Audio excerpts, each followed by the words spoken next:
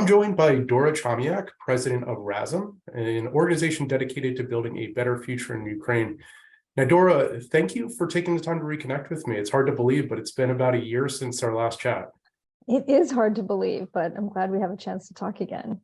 Yeah, me too. The past year has gone quite quickly for us, and I can only imagine for you. For those that are new to Razom, which literally means together in Ukrainian, can you share a little bit about your organization, its initial response to the invasion, and your relief and recovery efforts, and how you've met the needs of the Ukrainian people over the past year? Sure. Razom does mean together in Ukrainian, and we are fully committed to Ukraine and to building a better Ukraine and bringing all the kinds of great things that Ukraine has to offer to conversations and to communities around the world. We got organized actually at the true beginning of the invasion, actually just before, which is in 2014.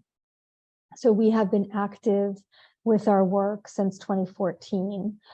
As you said, 2022 changed a lot of things. The full-scale invasion refocused, or rather launched a whole new series of activities in our organization. We have about half a dozen brand new projects that we've launched and that we're running that are providing aid to people in Ukraine in a variety of ways. First and foremost, it's about saving the lives of people who are under attack by delivering tactical medicine and communications equipment to the first responders. Simultaneously, we launched an advocacy program to help educate decision makers about supplying long-term assistance to Ukraine and military and economic and humanitarian aid. And we've launched a large program to support various health organizations, medical facilities, and so forth. That on top of other work that we had been doing already with children in families that had been affected by the invasion, and doing a lot of cultural programs and translation. So it has been a whirlwind of a year. We implemented a project that we've been working on for 3 years, which included a concert at Carnegie Hall in New York City. It was a sold-out concert that we did with 2 partner organizations, and we brought over a choir, a youth children's choir from Ukraine. So we had 61 kids from Ukraine in New York City for a week. I had a whole cultural program for them. It was tremendous. A lot of the way we were able to do that was to have a lot of new volunteers who are people who are displaced from Ukraine, who are now in New York, and we work with them too. And they're part of our community, so they stepped up and helped as well. And that's really what Razom is. We work side by side with people in Ukraine to implement a wide variety of programs. In fact, today I'm speaking with you from Lviv in Western Ukraine. We have a lot of our team is here. We have a lot of people in Kyiv, and we work with over 120 organizations across the country, mostly in the East and the South, that are delivering humanitarian aid to the communities that are hardest to reach. So in 2022, another one of our new programs was support for non-governmental organizations here in Ukraine, and that's really built out into this network. So our focus has been to take the immensely generous donations that came to our organization and convert them into the right things in the right hands. And we have been able to do that through these various programs. Beautiful. Thank you so much for providing the insight. And it means a lot that you're staying up late and connecting with me directly from Ukraine. What are some of the things that you're hearing from people that you're connecting on? Where are kind of the emerging needs, and how are you meeting those? Well, the most urgent need is to stop killing people. Yep. And the best way to stop killing people is to stop bombing from the neighboring federation. Recently, there have been a lot more. There's on the military battlefront, but also on the civilian front, with a lot of civil infrastructure being targeted. So oftentimes power gets turned off, and people get cut off from internet. There's sort of rolling power outages. So obviously that does not meet our charitable mission, and we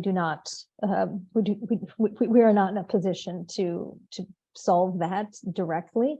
We do have an advocacy team that educates decision makers who are able to provide the kind of support that Ukraine needs. And so what I'm hearing, that I have to speak about that first, because the defense of the country is first and foremost. And again, I'm continuing to hear that people are extraordinarily grateful for the support of the world community and of the United States.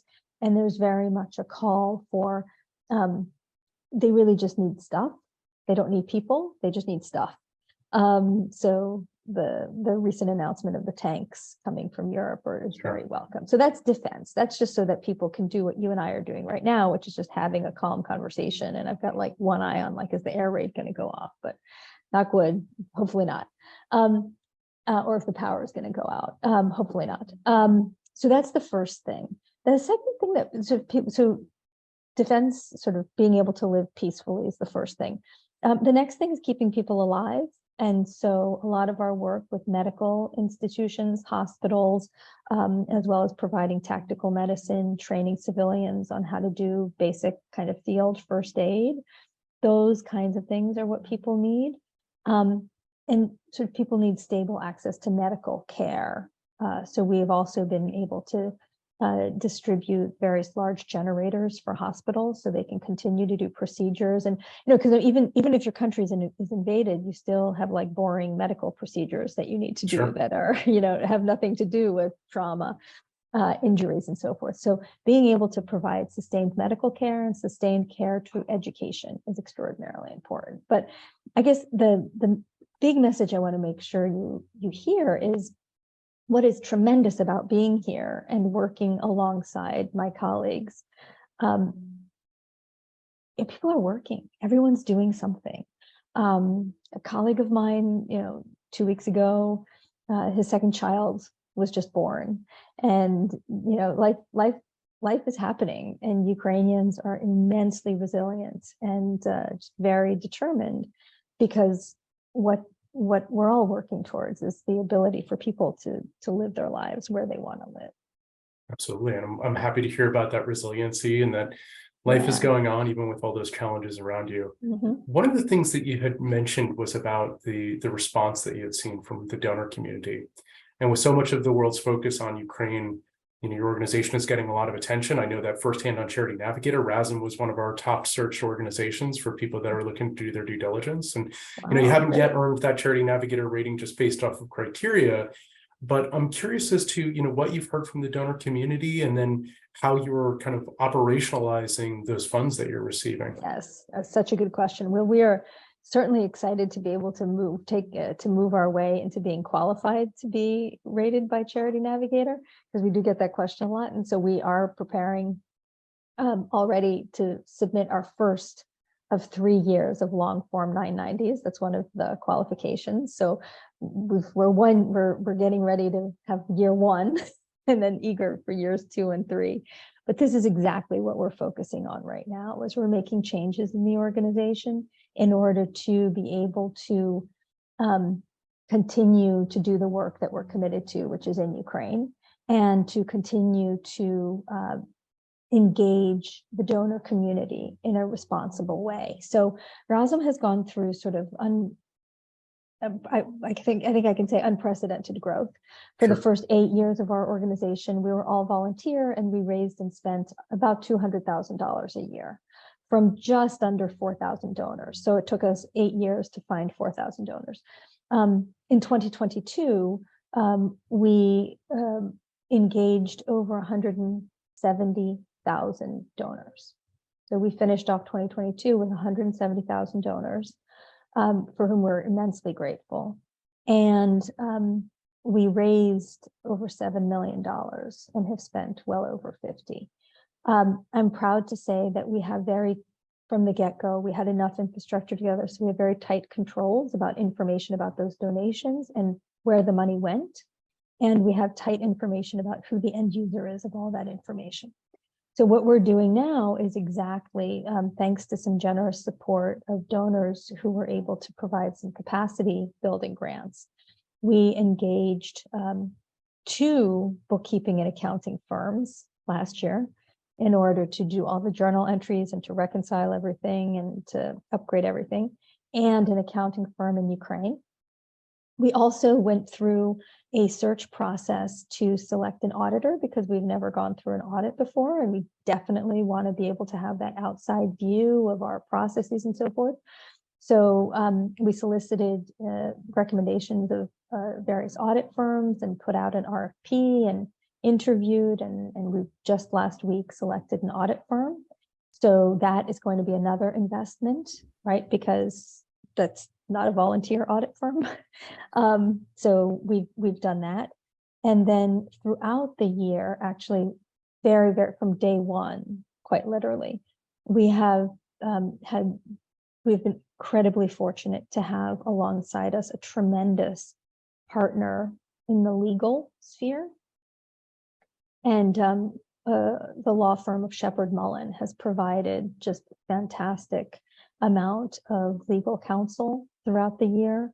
What started as just a small engagement to help us with the Carnegie Hall concert that we thought was going to be so huge, expanded through many of their practice areas. And they really helped us, especially in the very early days when we started purchasing tactical medicine and transporting it to Ukraine, making sure that we did it correctly with all the right documentation and so forth. So we have a lot, we have very large volume of donations and distributions, and we have a lot of information, and now it's about investing, which we have been doing for months now, in providing that documentation in a way that is understandable by someone who is not here.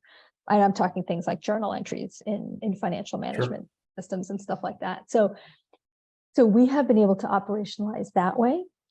We've also operationalized by transforming our board, which had been you could think of it as a stage 1 board, volunteers, all very hands-on. People on the board were the people who are implementing the work, and talking about it was all wrapped up in one. And now we've transformed into more of a governing board, and we're building out an executive function that is designed to support the effective implementation of all the programs and projects that we have.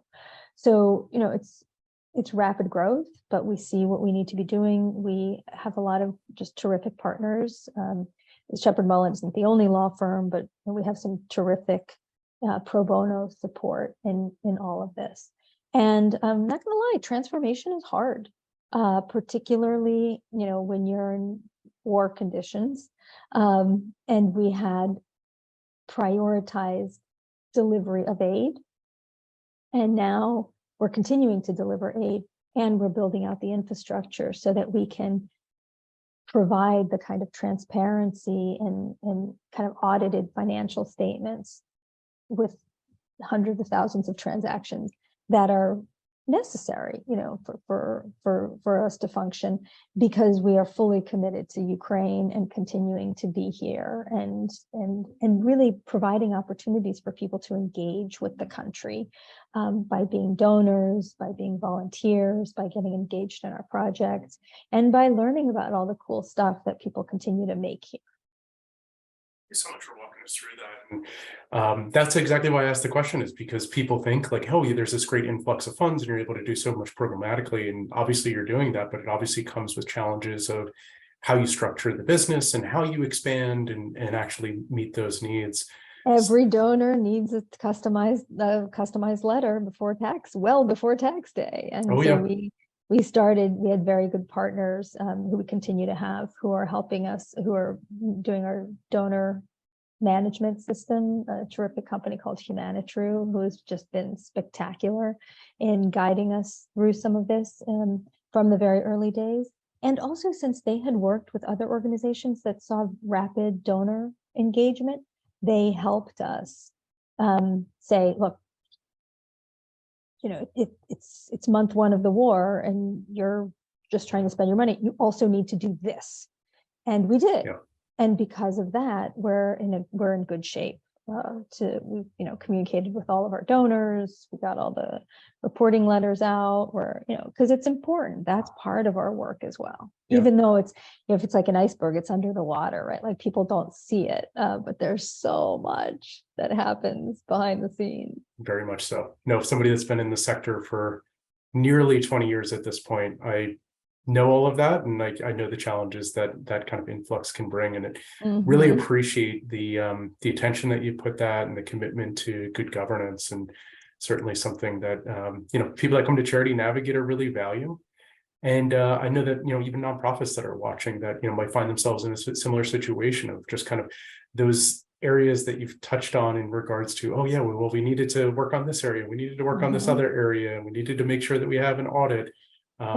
It's going to be something that'll be helpful there. Governance is immensely important, and we had a terrific board training session run by the nonprofit, one of the partners in the nonprofit practice of Shepherd Mullen, and really trained up the board on this is what governance is, this is what a phase 2 board looks like, this is how your job changes. And I must say, as someone currently straddling a board role and an executive role, we continue to be predominantly volunteer, but we're shifting that.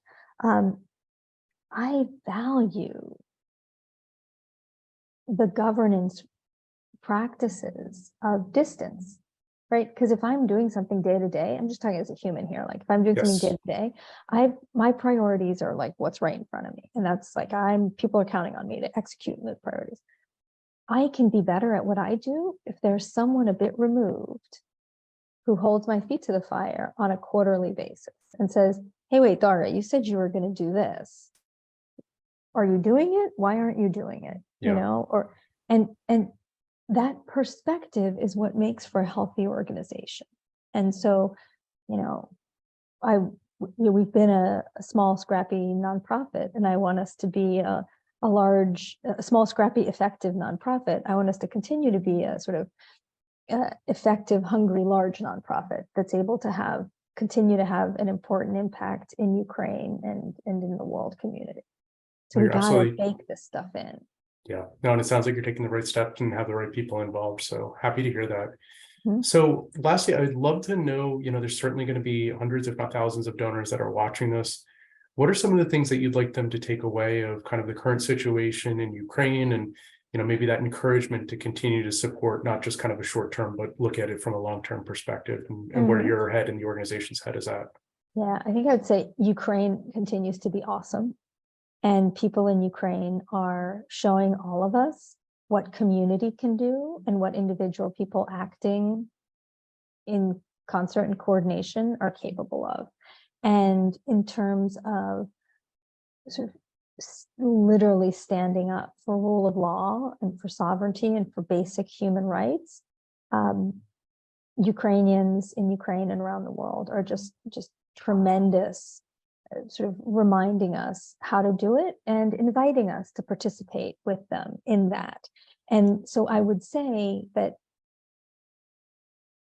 pass along a huge thank you and gratitude for all the support that people in Ukraine are receiving, and an invitation to continue to stay engaged, because this is bigger than Ukraine, and the resilience and the tenacity of people in Ukraine is just tremendous. And we all have an opportunity to do something to make sure that Ukraine is able to get to continue to create, right? To continue to create things that we all want in a way that we want to. And got to make it through the cold winter. Got to make sure kids can keep going to school. Got to make sure people stay alive, people go to the hospitals. But I got to tell you, I cannot wait for everyone to come visit here, because it is just a tremendous part of the world. And I've traveled around quite a bit, but this is a tremendous part of the world that's really kind of special right now. And so I would encourage people to keep paying attention. There's a lot of different ways to get engaged with Ukraine. On our site, for example, we now supported 2 films that were in Sundance There's Ukrainian films at the Oscars. I would encourage people to watch the films from Ukraine, listen to the music, look at the art, read the books, a lot more in translation, and continue to support through donations and curiosity. Beautiful. Well, thank you so much for all of the insight that you've provided. It was a pleasure reconnecting and providing donors with a view of what's happening in your world. So thank you for that, and keep up the great work that you're doing. Thank you. Thanks for the opportunity to share. Fantastic.